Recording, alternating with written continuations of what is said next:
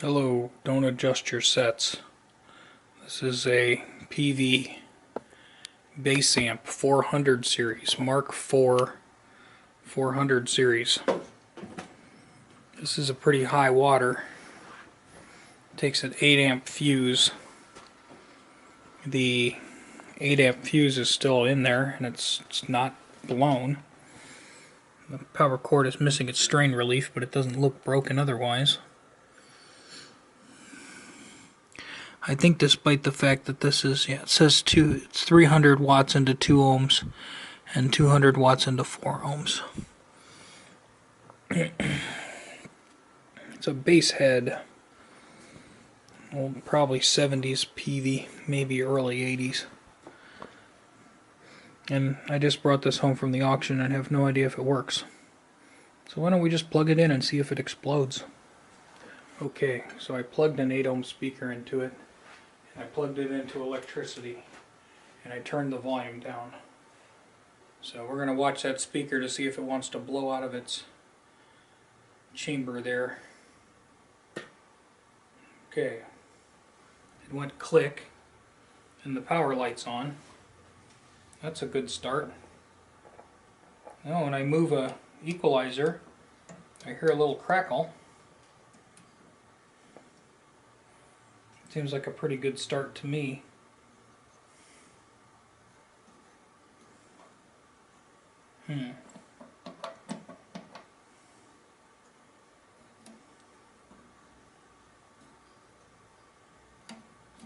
It's very quiet. That might be a good thing. So we should put some noise into it and see if it makes noise. This might just be one of those perfect days at the auction where you buy something, you have no idea if it works, and all it really needs is a bath. Let's see, channel A, send to return, input high gain, low gain. High gain.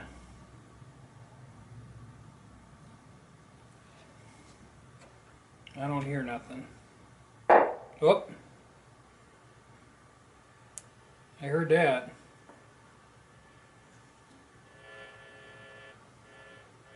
I hear some sound with my finger on the tip here.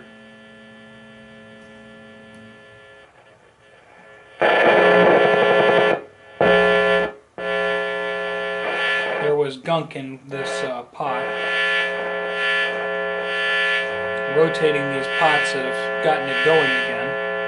They actually feel pretty good. I think they probably just haven't been tweaked in years.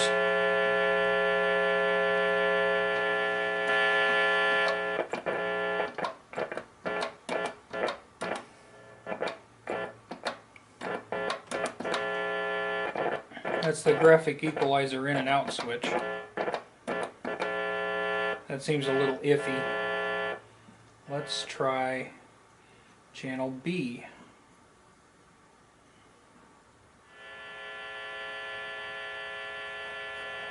There's some noise.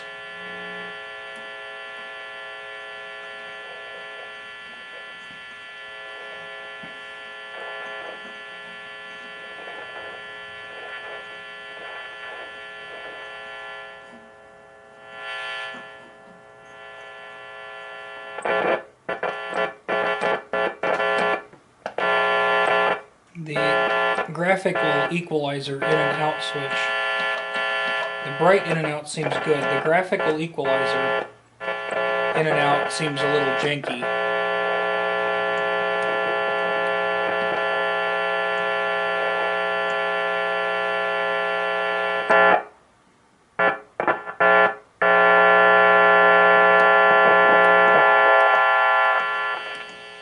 But when the switch is conducting through the graphical equalizer, it works. So at this point, this amplifier makes virtually no noise. It doesn't hum. It kind of works. The lights work. Sorry. And it looks like cleaning the pots and switches and securing that power lead and just giving a visual inspection will lead to a functionable, workable amplifier. I'm actually kind of surprised and kind of impressed. Who would have thought that one? Okay, so here's a little bit better look at the control panel. Low gain, high gain input, effect loop for channel A, effect loop for channel B. And then there's a preamp in out thing that would use a stereo cord. Line out,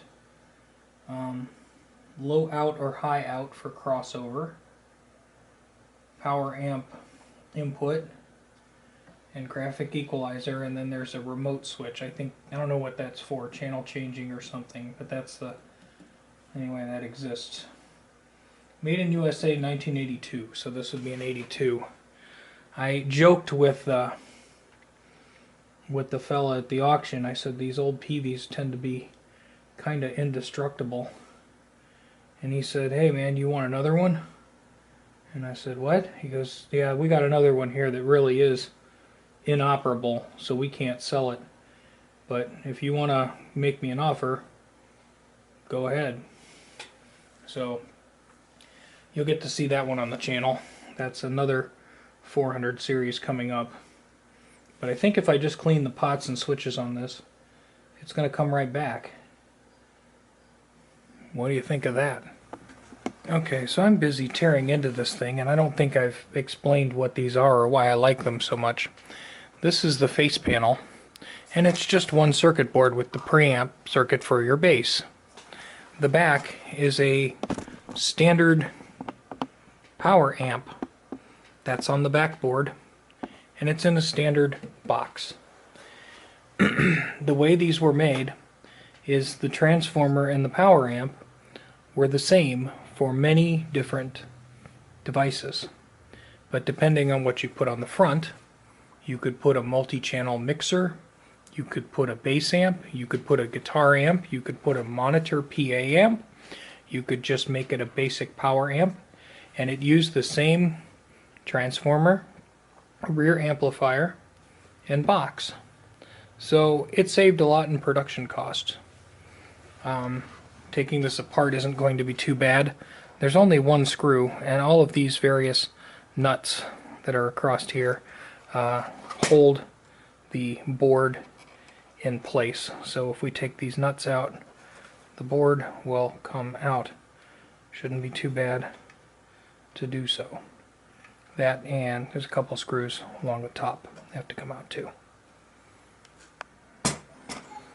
Okay, so I probably skipped ahead, and the clock is reminding me that I'm cuckoo. I cleaned all the knobs and switches, just took my Max Pro electronics lubricant and my contact cleaner, went to town on the switches and on the pots there, put that back together.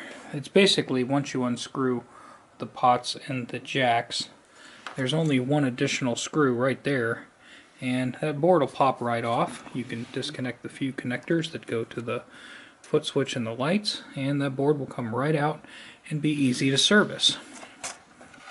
That's our faceplate. This is our power amp. I straightened the bent part there, and I made a strain relief there so our cord won't come out. Our power amp is, again, pretty well made and very easy to service.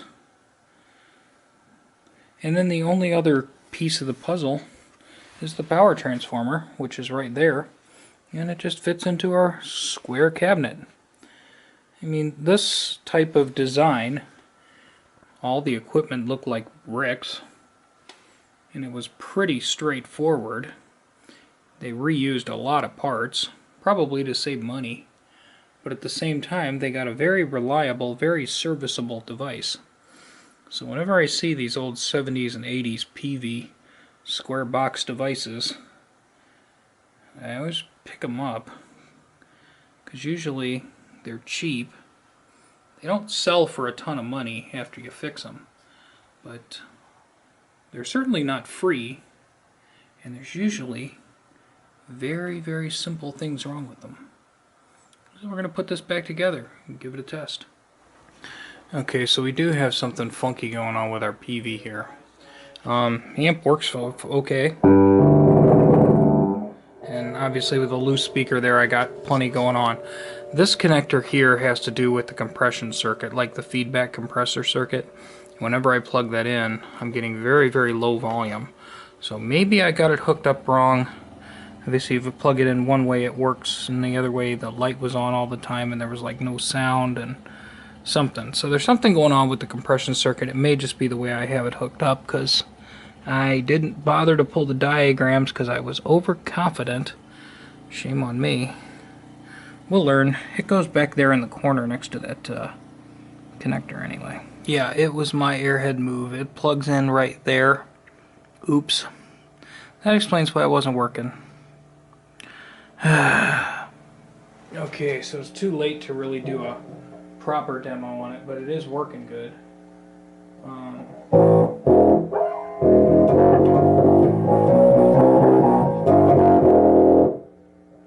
Now granted, that is a worn out, whipped out speaker flapping in the breeze.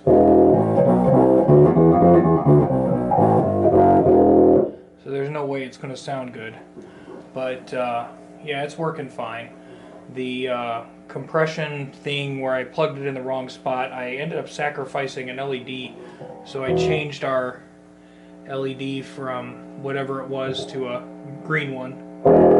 You can see it kicks on now if it's compressing to prevent from blowing up a speaker. The original one was yellow and it was kinda, I don't know, I thought it was naggingly bright. This soft green one seems a little bit better. But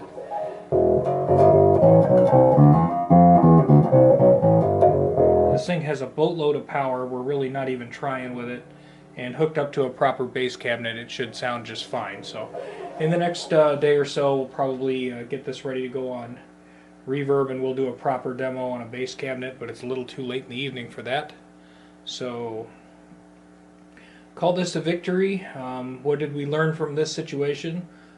Carefully document where the connectors go so you don't plug it in wrong and blow your LED. Other than that, Peaveys are tough as nails. The graphic switch here to kick on the graphic EQ, that works fine now.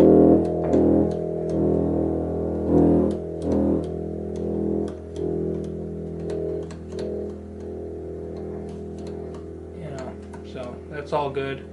And kick it in on one channel or both, and all the EQs work, and you have your gain and your post, and yeah, it's a good healthy amp. I like these Peavey, you know, whatever you want to call them. In this case, this would be a Mark IV. This thing is dead silent when I turn the bass off, and it's not picking up any noise. I mean, this thing is still, this thing's running, buddy, and it's whisper quiet.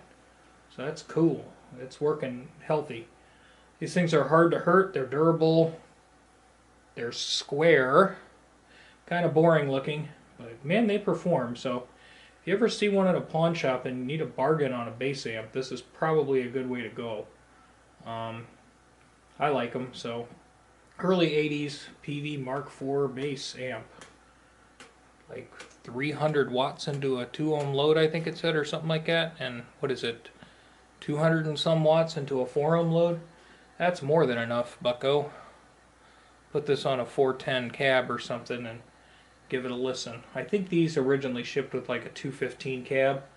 I'd like to have the original, but oh well. So not too much wrong with this, just needed the controls cleaned. It needed a strain relief added to its power cord, and just some general maintenance. And an LED because I blew up the original one. Oops. But yeah, we're all good, so I don't know what else to say about it other than thanks for watching. Sorry I didn't film a ton more detail. There's not a lot to do sometimes on these. They come in and they're not that broken from the auction. So words of wisdom, if you're listening, Billy Christian, come on home. Have a good night.